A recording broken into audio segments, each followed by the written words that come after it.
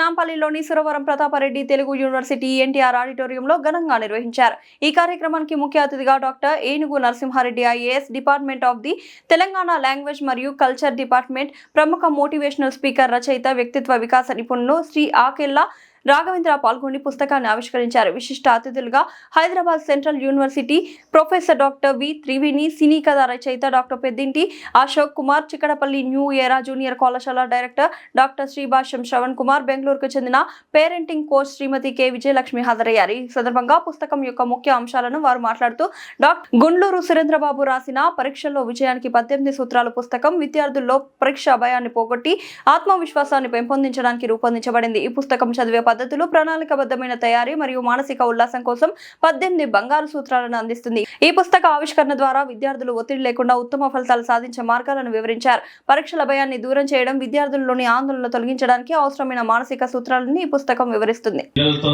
సంభాషణకి ఒక రూపము.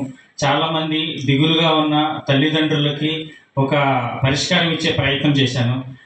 ఇప్పుడు జనరేషన్ జీలో మీకు అందరికీ తెలుసు, సక్సెస్ సక్సెస్ సక్సెస్ సక్సెస్ కావాలి అందరికి కూడా.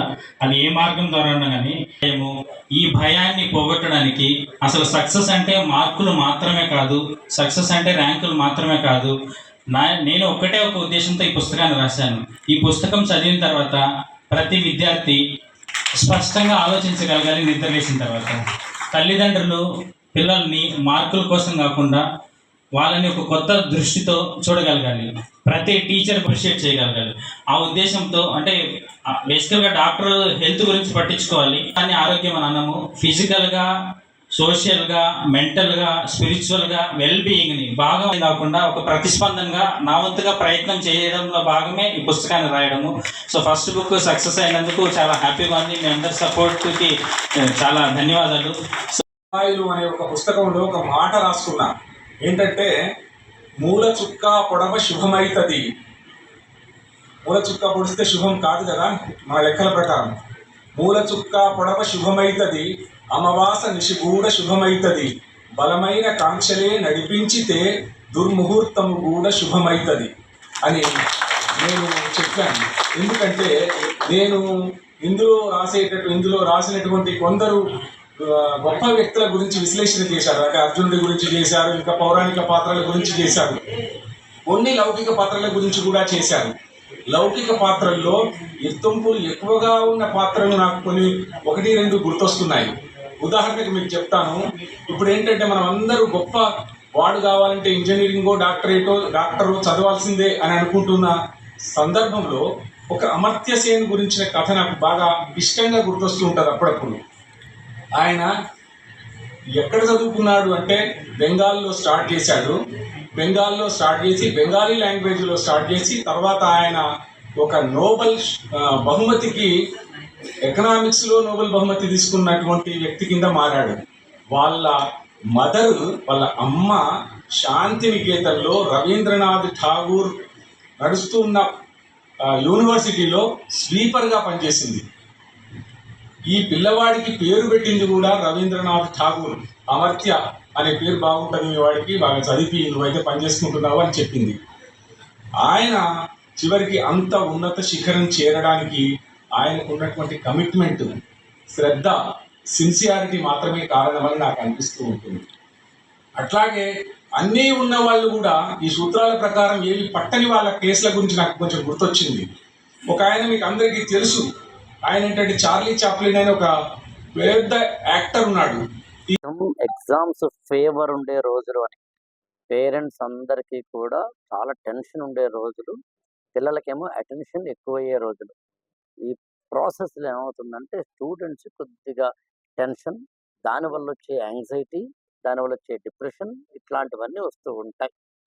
అసలు స్టూడెంట్స్కి ఎగ్జామినేషన్స్లో ఎలా ఉండాలి, ఎలా రాయాలి అనే వాటితో పాటు ఎగ్జామ్ హాల్లోకి వెళ్ళాలి అంటే ముందుగా ఎలాంటి ఆహారం, రివిజన్ కావచ్చు, నోట్స్ మేకింగ్ కావచ్చు, స్మార్ట్ వర్క్ కావచ్చు, స్మార్ట్ రీడింగ్ కావచ్చు, టైం టేబుల్ కావచ్చు, ఇలాంటి వాటన్నింటినీ 1, 2, 3 కాదు, యాక్చువల్గా 18 సూత్రాల్లో డాక్టర్ గారు రాశారు, సురేంద్రబాబు గారు. ఆయన పిల్లల వైద్య నిపుణులు కూడా కావడం వల్ల ఎడ్యుకేషన్తో పాటు సైకాలజీ, పిల్లల సైకాలజీ కూడా తెలియడం వల్ల ఒకటేమో తెలుగులో, అదే ఏమో ఇంగ్లీష్లో రాయబడ్డ 2 పుస్తకాలు.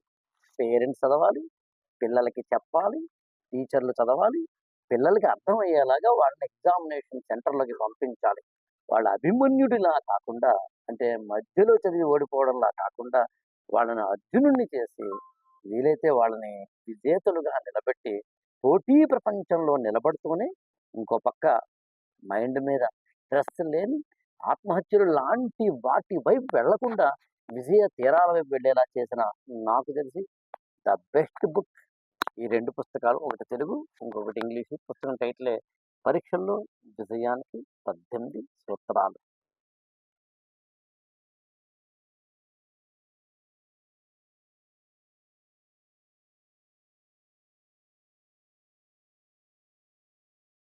దానికి 18 సూత్రాలు అనే పుస్తకాన్ని రాయడం జరిగింది. ఇది ఎందుకోసం రాశానంటే చాలా మంది విద్యార్థుల్లో గోల్ సాధించాలి, సక్సెస్ సాధించాలి అనేది ఇప్పుడు జెన్ జీ అంటాం కదా! వీళ్ళందరికీ ఉంది. అందరికీ సాధించాలి ఉంటది గానీ ఎలా సాధించాలి అనేది. అసలు మన దేశం యొక్క గొప్పతనం ఏందంటే కొన్ని లక్షల సంవత్సరాల ముందర కావాల్సిన జ్ఞానాన్ని మనకిచ్చారు. అదన్నీ మర్చిపోయాము.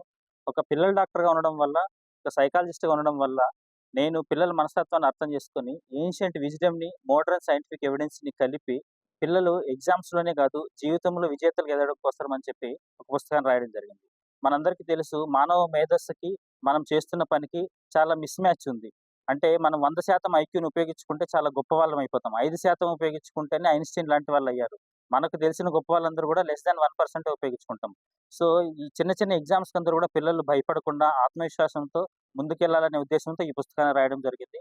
ఈ పుస్తకావిష్కరణ ఈరోజు తెలుగు యూనివర్సిటీలో ఆకెల రాఘవేంద్రరావు గారు, అప్పాల ప్రసాద్ జీ, పెద్దింటి అశోక్ కుమార్ గారు, ఏనుగు నరసింహారెడ్డి గారు, త్రివేణి మేడము వీళ్ళ చేతుల మీదుగా ఆవిష్కరణ చేయడం జరిగింది.